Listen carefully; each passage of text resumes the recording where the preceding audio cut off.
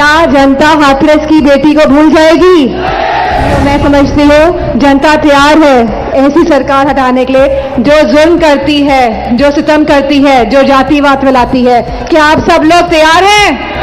खाली पल्लवी जी का ही चुनाव नहीं है, ये मेरा भी चुनाव है।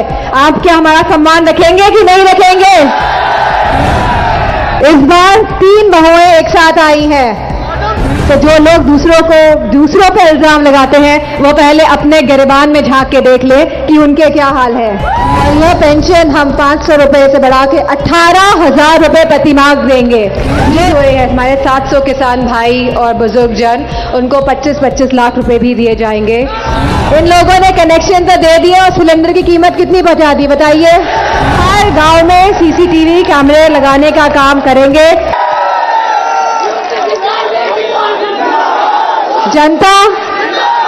जनता, नौजवान, माताएं, बहनें ऐसी सरकार बनाने जा रहे हैं जो नौकरियां देने वाली है हमारे युवाओं को, जो महिला सुरक्षा पे काम करेंगी। जो गलत फहमी ये लोग फैला रहे हैं महिला सुरक्षा के नाम पे, मैं याद दिलाना चाहती हूँ कि 2000 के जो आंकड़े थे एनसीआरबी के, उसमें महिलाओं के साथ जघन्य अपराध कम हुए थे।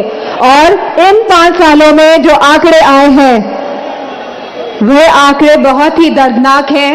हम जानते हैं कैसी कैसी घटनाएं आज महिलाओं के संग हो रही हैं, और बगैर इसके कि इन महिलाओं का साथ दिया जाए उनके परिवार वालों को प्रताड़ित किया जाता है।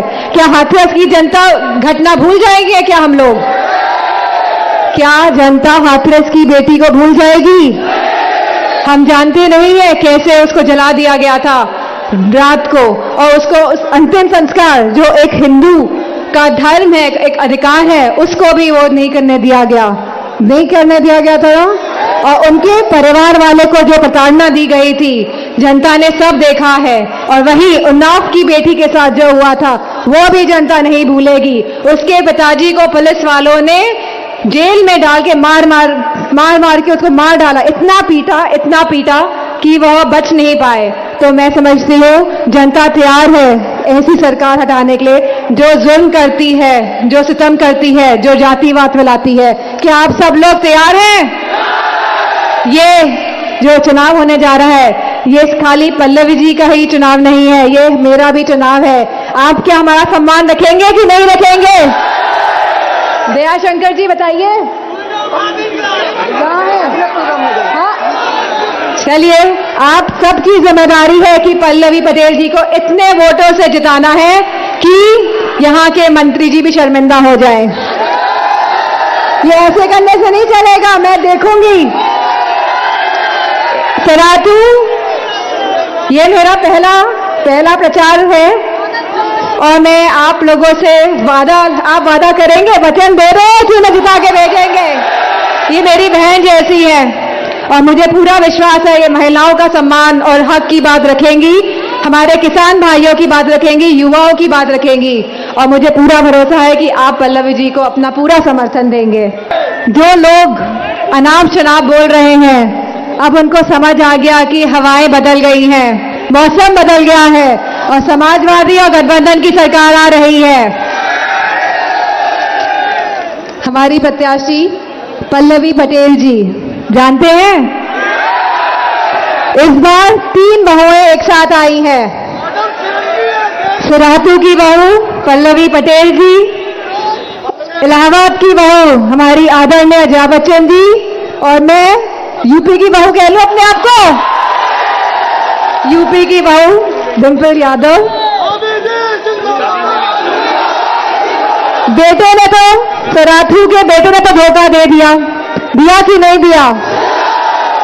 अब मेरा मानना है कि सुरातू की जनता अपनी बहू को मौका देने वाली है, और ये बहू जो एक परिवार है जिनका, जो जानती है परिवार कैसे चलाना है और जो समझती है परिवार का दुख दर्द, वो ये जिम्मेदारी लेने को तैयार है और आप सबकी जिम्मेदारी लेने को तैयार है। और मुझे पूरा भरोसा है कि पल्लवी जी जो पढ़ी लिखी है, जमीन से जुड़ी है, सुरातू के सम्मान के लिए जमीन पर तो बैठ जाएंगी लेकिन अपने आत्मसम्मान को कायम रखेंगी और कभी भी स्टूल पे नहीं बैठेंगी।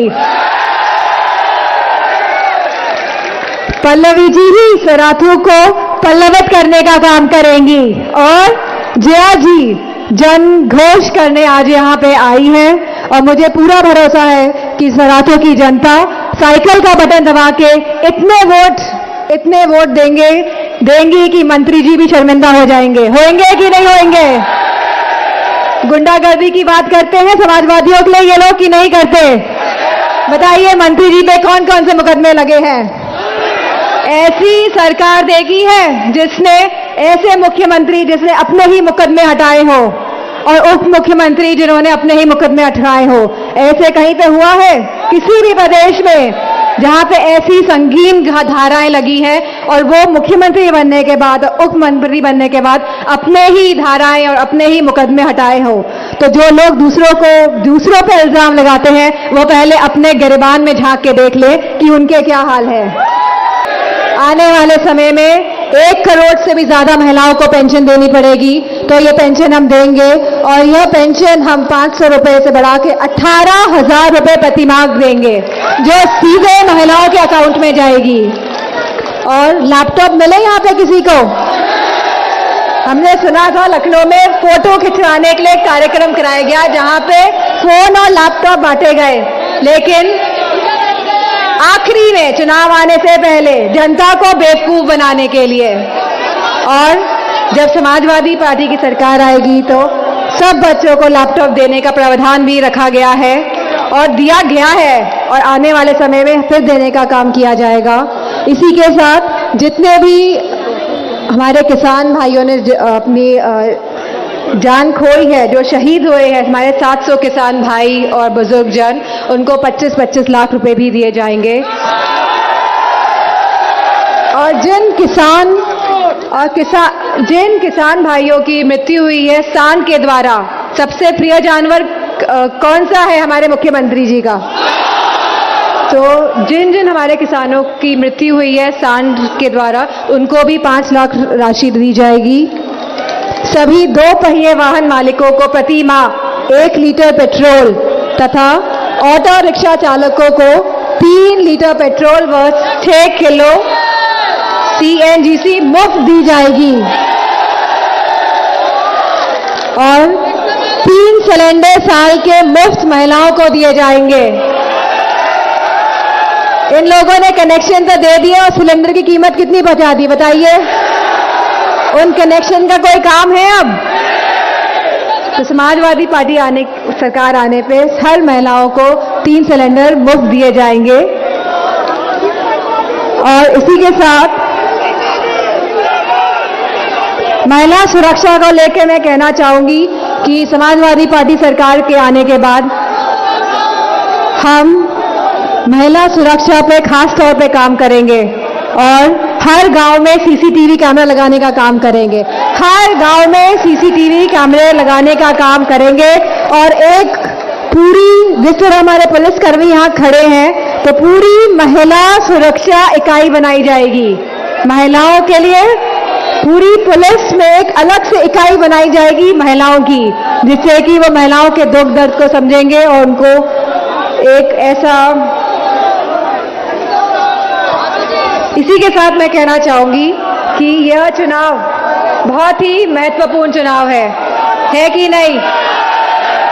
ये युवाओं का चुनाव है, ये हमारी बेटियों का चुनाव है, ये हमारे किसानों का चुनाव है, ये हमारे सभी लोगों का चुनाव है। और बढ़ चढ़कर इस चुनाव में हिस्सा लीजिए और ऐसे हराइए यहाँ के मंत्री जी को कि उनको भी शर्म आ जाए कि कहाँ वो पल्लवी पटेल जी के सामने आ गए।